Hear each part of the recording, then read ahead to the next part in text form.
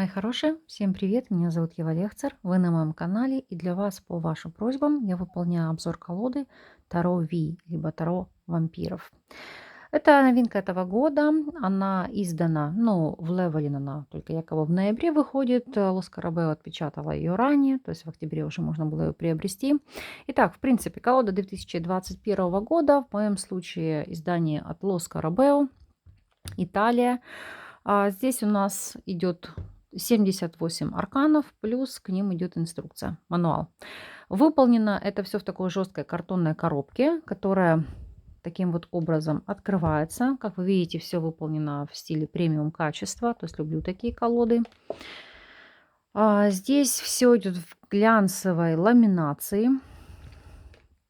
В чем прелесть и особенность этой колоды? Могу сказать сразу, этот инструмент не для всех. И дело даже не в том, новичок вы или опытный практик. В первую очередь речь идет об энергетике. По той простой причине, хотя на этой колоде я уже выполнила декабрьские расклады и получила много абсолютно разных отзывов, но могу сказать, однозначно она никого не оставит равнодушной, так как многие восхищались ее прорисовкой, ее энергетикой, подачей информации. А многим она категорически не зашла, поэтому писали, конечно, гневные комментарии. Цитировать не буду, но вместе с тем. Вот те, кто являются ярыми противниками готических колод, либо давайте назову условно темных колод, вы не осознаете, не понимаете того смысла, что дело не в том, что у каждого разные вкусы.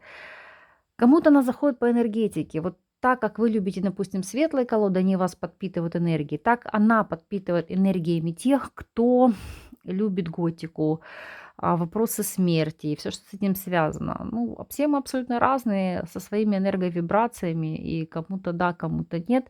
Но это достойный инструмент, который, ну, я считаю, должен быть в коллекции практика. Ну, давайте поговорим о нем подробнее. Итак, автор Алехандро Калучи, известный нам по уже ранее интересной колоде Таро Z. Опять же, колода тоже связана с вампирами. Ну, если у вас есть данный инструмент, вы четко посмотрите, увидите, как проигрывается почерк автора и в подаче, и в прорисовке, ну, во всем остальном, потому что ну, они очень схожи. Вот даже если посмотреть предыдущую колоду. Почему показываю? Потому что вы увидите сейчас, насколько, в принципе, они идентичны. Так, ну, скажем так, дела давно минувших дней мы отложим. Приступим к этой колоде. Итак, основная ее задача — это показывать теневую сторону каждого из нас, либо теневую сторону той или иной ситуации, на которую мы делаем запрос. Потому что вот это как наш явный облик с тем, что мы пытаемся позиционировать в социум, да, показывать какие-то свои негативные стороны. А вот то, что есть по факту. Обратите внимание. Ваша темная сторона во всей красе. Видите, даже различаются между собой эти рисунки. И аналогично, если мы будем просматривать, так идет по всей колоде. То есть наши теневые стороны, которые мы не признаем, либо от которых закрываемся, наше теневое я. Итак, давайте посмотрим сам инструмент. Вот такая колода внутри.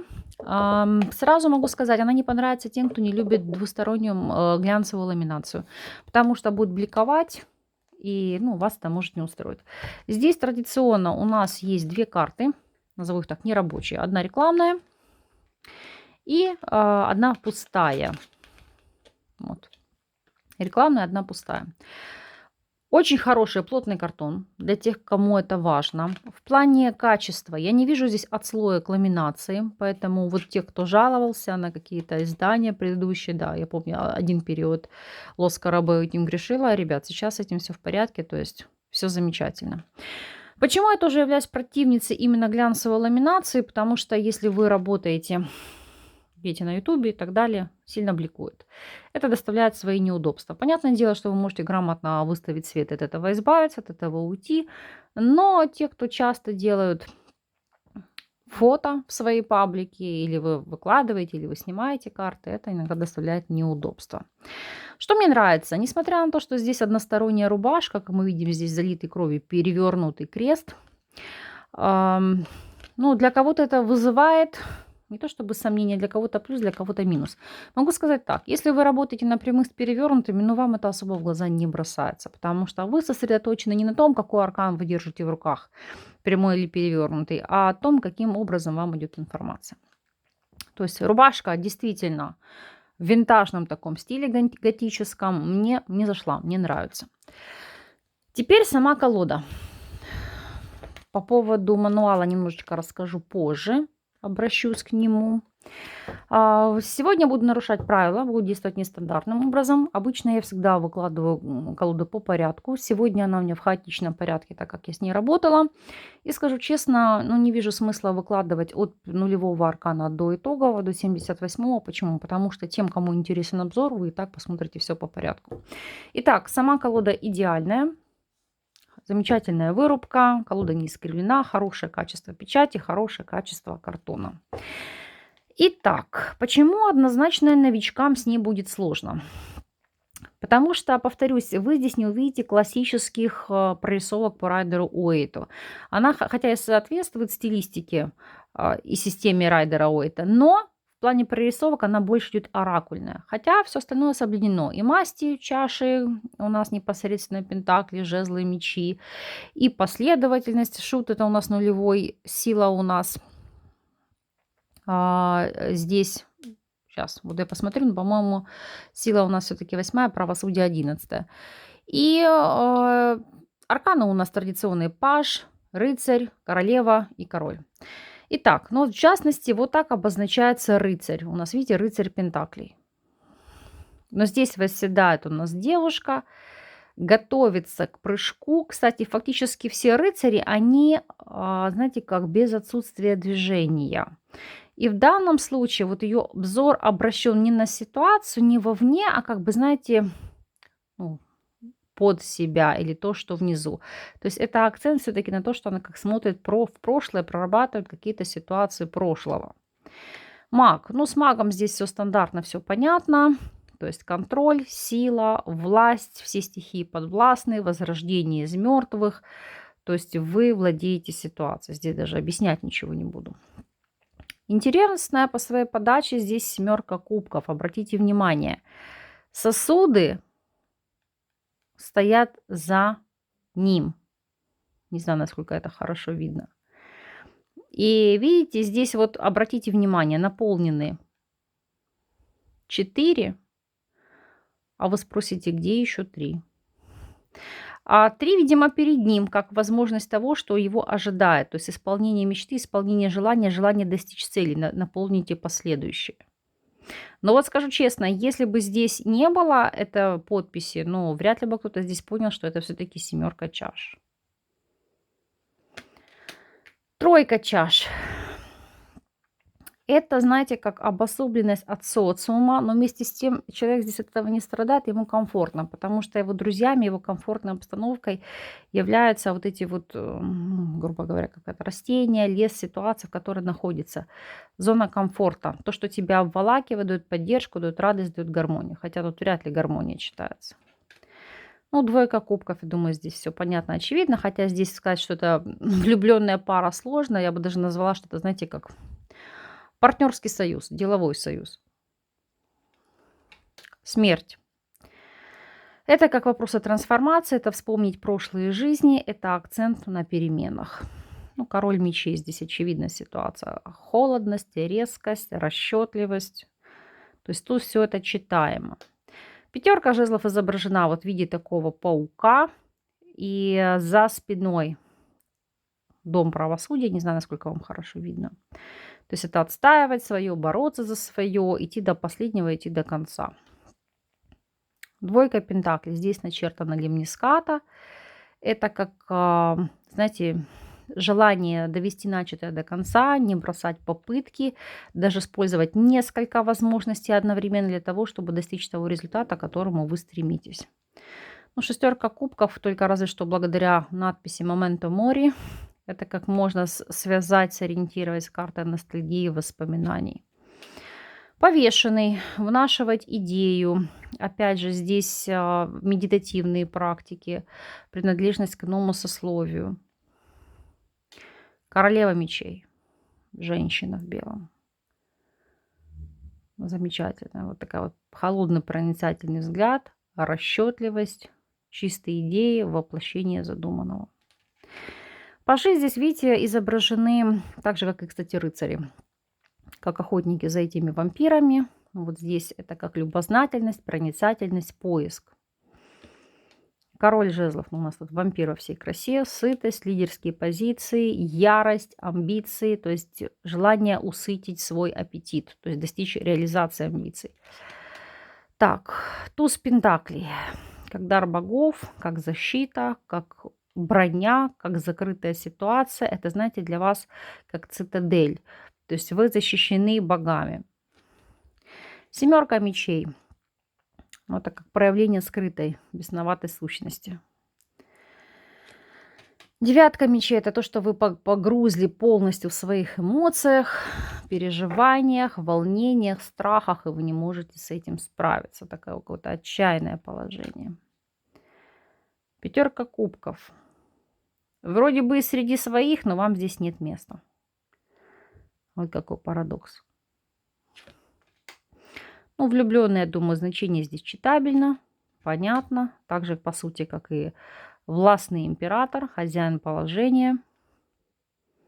Хотя, обратите внимание, это вот полный кубок, полная чаша. Можно было бы его, ну, по аналогии сопоставить с королем кубков.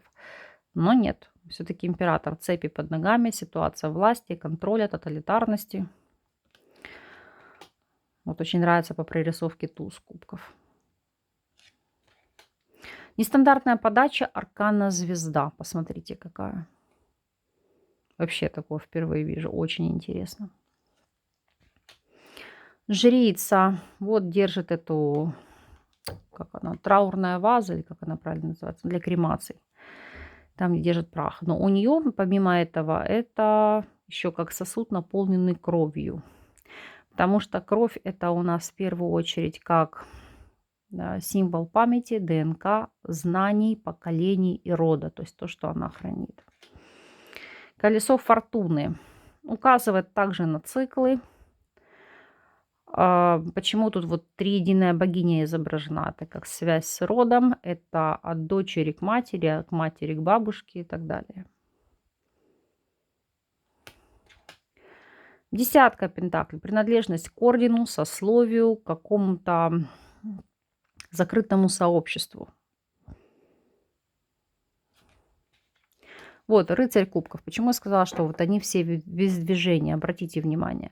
То есть это упоение своими эмоциями, это в ожидании ситуации, это в первую очередь наслаждение текущим моментом. Но сказать, что это рыцарь, поймите, то есть если вы новичок, вы это не прочтете, разве что только вот этот знак вам не покажет. Шестерка пентаклей, ну вот здесь помощь финансовая, да. Ну тут смотрите символ брать и отдавать. Все по ситуации. Десятка жезлов вообще нестандартном в своем положении, да.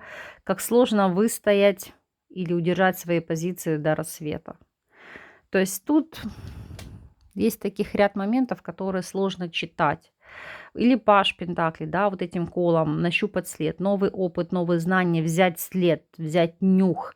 То есть для вас это как новый нестандартный подход. Или вот это вот девятка пентаклей, да. Знак Юлия Цезаря, одновременно и всевластия, и безнаказанности, и распутства, и желание всего и сразу. Вот девятка пентаклей в этом, по сути, заключает свой смысл. Семерка пентаклей – это выжидание и упование. Видите, здесь молиться, здесь выжидать.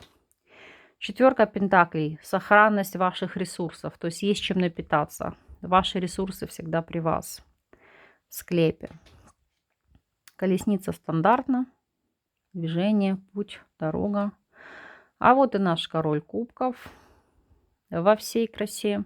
Понимаете, здесь больше карты показывают не событийную характеристику, а вот теневую сторону ситуации. Поэтому многие воспринимают ее как негативную. Но по факту это не так. То есть эти карты показывают, что в том либо ином случае для вас может произойти такого чрезвычайного в негативном ключе. То есть не с позиции вас на это настроить, а как этого избежать? Или что по максимуму плохого может случиться, и как вам это снивелировать? Или вот мне очень нравится аркан сила по прорисовке. Вот этот вот вампир пытается накинуться на девочку, а девочка стоит бесстрашно, она здесь не боится. Почему? Потому что у нее в руках чеснок. Она чувствует себя в безопасности. Дурак. Новое начало, новый путь, новое движение. Новый, знаете, как быть в новой ипостаси, как умершим. Пятерка пентаклей. Искать ресурсы там, где их нет. Вот они раскапывают могилу, а по сути, где нет ни клада, ни сокровищ, ничего. Безресурсность. Быть в поисках сокровищ, назовем это так. Двойка мечей. Выбор, альтернатива, аналог. Ну, здесь эта ситуация прослеживается.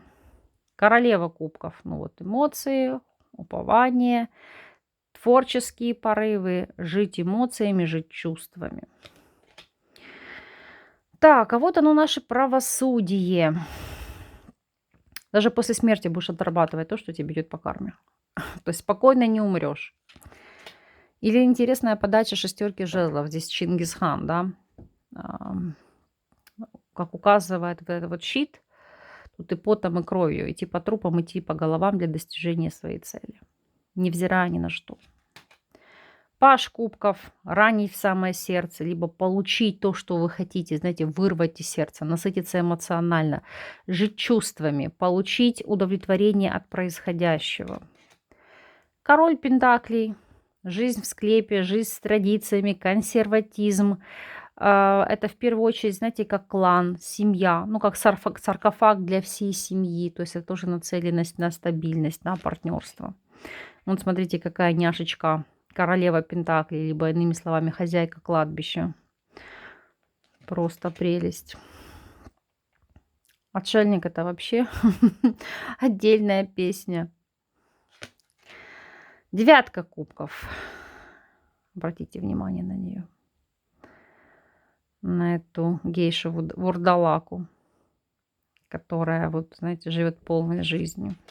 Вот, элементарно, рыцарь мечей, вот фактически вот подготовка к прыжку, завис, решение, решительность, выжидание момента. Вот видите, здесь они как-то в меньшей степени активны.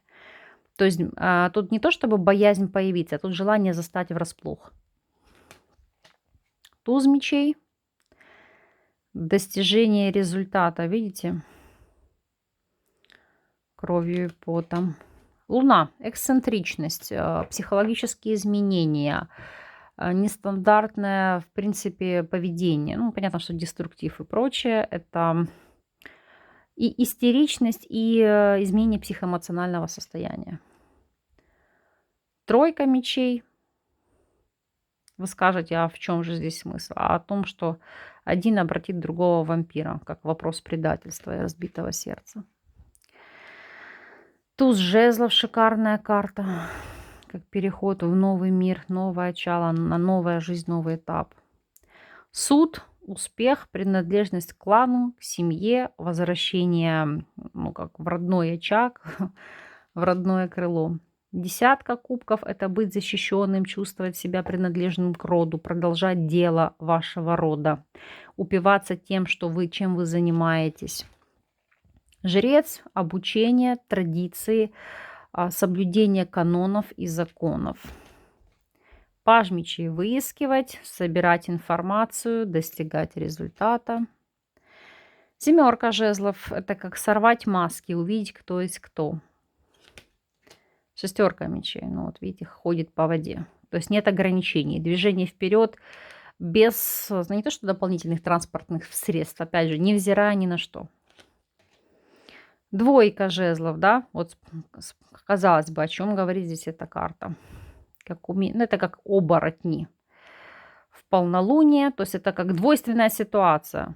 Вы можете быть и вампиром, и одновременно оборотнем. Или четверка кубков. Вот как понять, что здесь тоска, депрессия, апатия, и что вы здесь уже, знаете, как наелись досыта.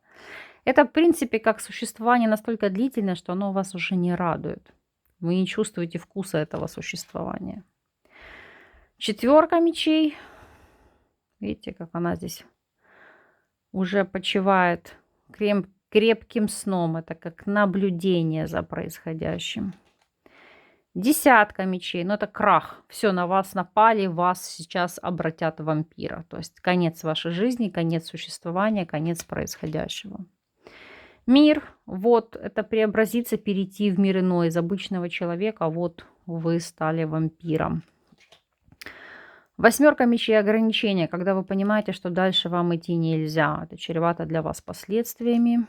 Императрица, мать вампиров.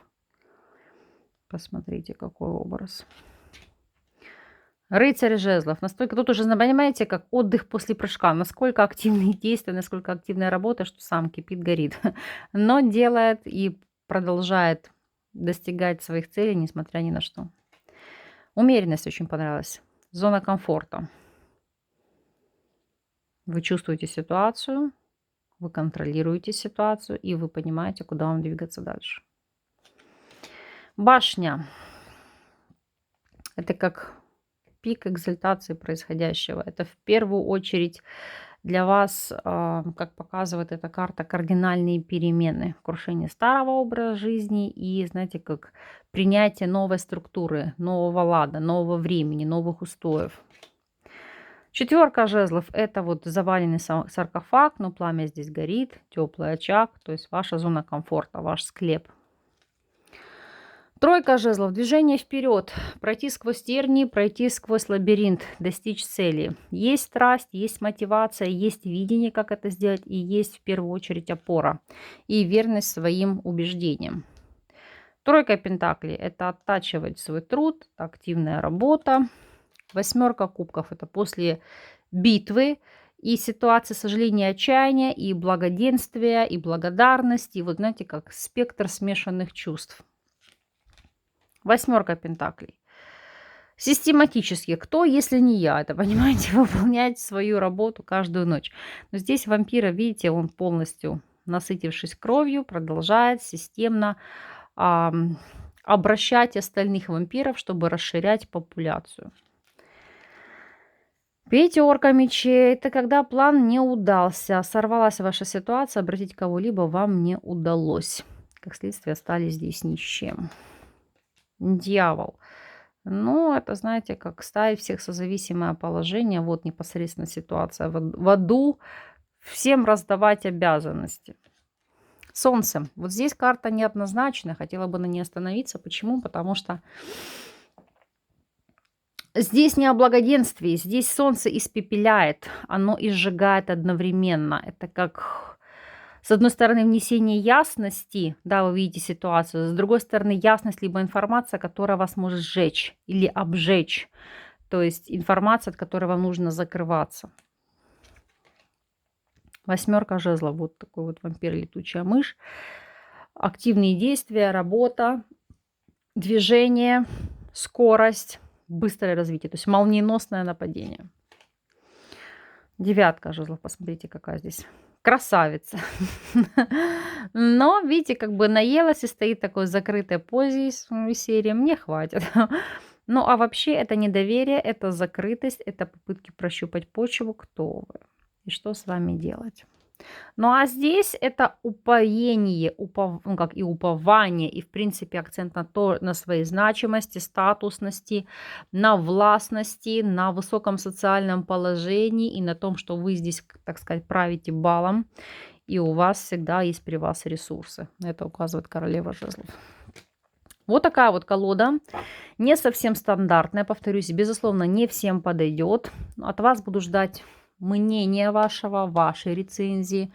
Понравился вам инструмент, что бы вы хотели добавить, как вы видите эти арканы, как у вас читается информация, легко ли вам с ней в работе. Я сейчас еще бегло пройдусь по мануалу, по книге. Ну, что могу сказать, хорошая полиграфия, хорошее качество, но здесь только испанский, итальянский, португальский. То есть для тех, кто захочет что-то с чем-то здесь ознакомиться, ну, мало информативно. То есть придется вам переводить. Но давайте посмотрим так в целом, чтобы было понятно, о чем здесь идет речь. Итак, в принципе, концепция Таро Ви. Далее тени, которые заложены здесь в прописи этих арканов. Теневая сторона и как с ней работать. Танцы в темноте. как понимать Таро, как, в принципе, здесь из чего состоит структура арканов. Далее, что мы с вами видим? Ну, то есть это вот пажи, рыцари, королевы, короли за что отвечают. Как читать колоду, как с ней работать. Краткие расклады, которые вы можете при желании использовать. Как читать, как интерпретировать. И пошло описание старших арканов и младших арканов. Ну, например, смотрите, здесь дурак. В первую очередь здесь как бы прямое положение, перевернутая, либо теневая сторона. И как бы ключевые слова по прямому перевернутому положению. В принципе, все. И вот так, если вы посмотрите по всем арканам. Вот. Ну, скажу честно, мануал не особо информативен. Здесь больше описывается то, что нарисовано, но нет каких-то ключевых значений, либо полного раскрытия, почему автор так либо иначе подает прорисовку того или иного аркана. Поэтому, знаете, из серии «Догадайся сам». Могу сказать, что да, безусловно, в большей степени это является маркетинговым продуктом, ну, с целью как бы заработать денег. Насколько она будет информативна в работе, ну, мне понравилось. Но тут это субъективное дело каждого. Кому-то заходит, кому-то нет. Поэтому жду ваших отзывов, жду ваших комментариев. А с вами не прощаюсь. До новых встреч!